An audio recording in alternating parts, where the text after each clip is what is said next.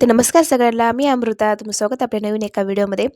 तर मागच्या व्हिडिओमध्ये तुम्ही बघितलं होतं आहे ना, मी आले होते ना सम्राटचं रिझल्ट लागणार होता ना आज, त्यासाठीच आले होते सम्राटचं रिझल्ट बघण्यासाठी.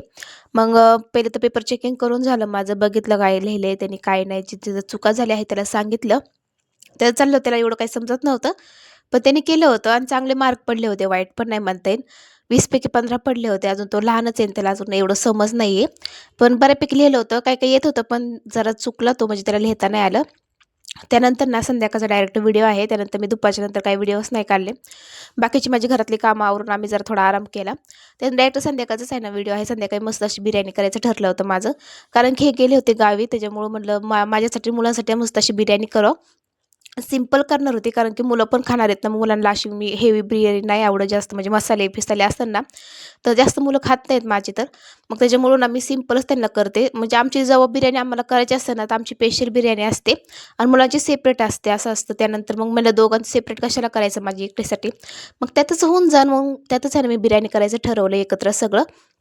मग मस्त असे कांदे, टोमॅटो सगळं चिकनमध्ये वाफलून घेतलं. त्यानंतर मस्त असे फोडणीला दिलं.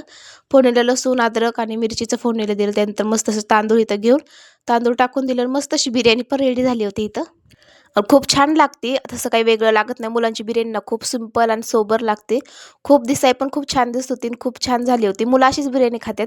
मस्त सिंपलच बिर्याणी त्यांना आवडते आणि चवीला ना एक नंबर झाली होती. चवीला ना खूप छान होती बिर्याणी. मग मस्त अशी बिर्याणी तर माझी रेडी झाली होती. मुलांचा चालला होता गोंधळ. मुलांचा चाललं होतं अभ्यास करायचं काम. मग माझा अभ्यास करता चाललं होतं, लवकरच जेवण बनवून घेतलं होतं. कारण की आता हे पण नाहीत घरी, मग जास्त बोर होतं आम्हाला. मग आम्ही लवकर जेवण करून झोपून जातो.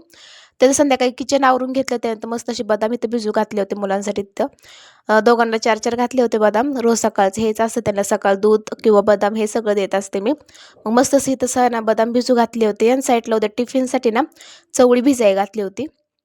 उद्या ना काही करायचं नाही, ठरलं नाही लवकर, म्हणजे काय करणार आहे, काय करणार आहे असं ठरत ना, मला जाऊ दे म्हणलं चवळी आहे घरामध्ये, मग चवळी मुलांना करता येईल टिफिनला. मग असा होता आजचा व्हिडिओ. आवडला लाईक, कमेंट, सबस्क्राईब नक्की करा.